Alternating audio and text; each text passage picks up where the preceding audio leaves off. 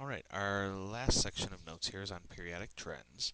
These are kind of important because this is what gives the periodic table its predictable power, because if things are trending, you can see, well, what might be next. And this was really how Mendeleev set up his table. He didn't know the atomic numbers. He didn't have a mass spectrometer to get the atomic masses and arrange them that way.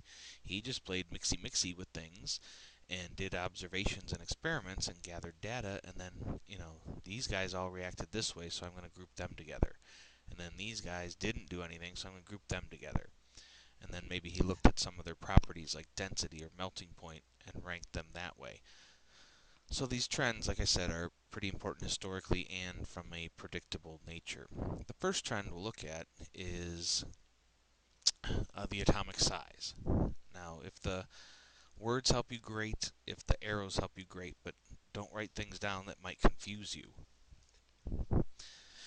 As you go down a family, the atoms get bigger. And this makes sense to us, I believe, because I said each row on the periodic table is the next energy level that's occupied by electrons.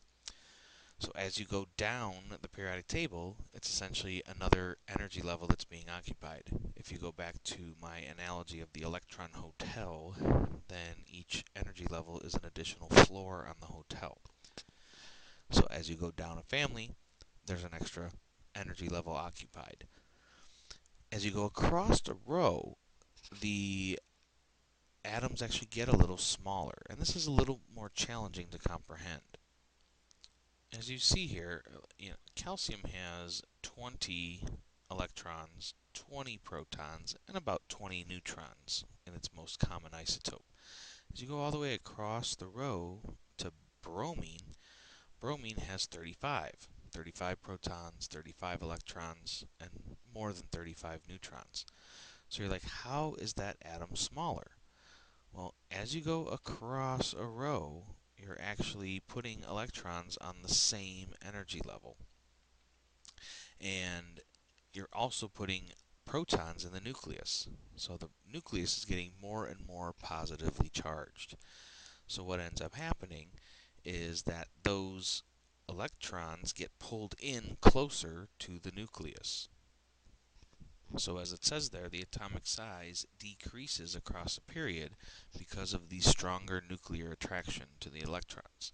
The electrons get pulled in closer because that nucleus is more positively charged with those additional protons. So visually, you can kind of see this, that as you go down a group, the atoms get definitely bigger because of the occupied energy levels. As you go across a period, they get a little smaller because those electrons get pulled in.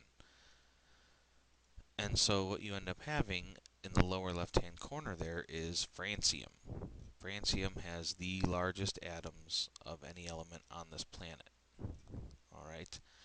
Over here in this corner, helium has small atoms. Now, of course, it's science, it's chemistry, we're going to have exceptions. Hydrogen, the simplest atom in the universe, which is why there's so many of them, it is definitely the smallest atoms of all the elements. But as far as the general trend is concerned, and that's what these arrows showed, atoms get bigger as you go down a period, down a group, and to the left on a period. The next trend is ionization energy. And what ionization energy is the energy required to remove an electron from an atom. Well, if you remove an electron, then you are becoming a positive cation. So how much energy does it take to get an electron out to become a cation? This trend is opposite of size. Those electrons are attracted to the nucleus. Opposites attract. You got to pull that electron away. The bigger the atom, the easier it is to pull the electron out because it's farther away from the nucleus, like a magnet.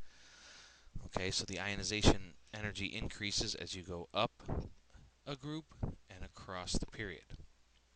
You'll notice here, francium, the biggest element, the biggest atoms, the smallest ionization energy.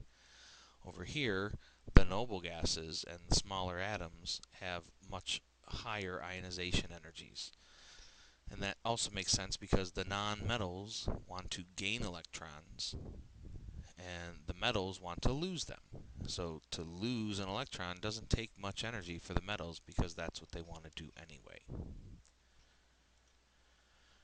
The next trend is electronegativity. How bad does an atom want an electron, gain an electron, become an anion? Okay, there is a general trend you can kind of see here, although there's a big kind of plateau in the middle.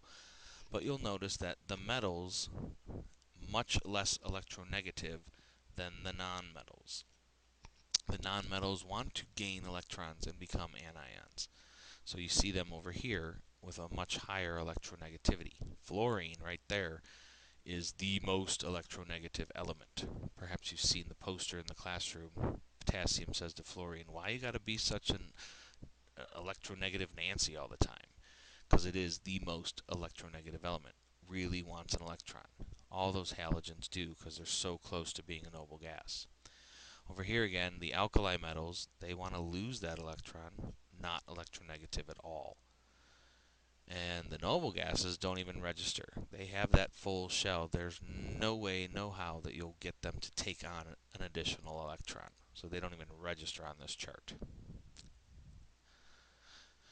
The last part talks about melting points, boiling points, density.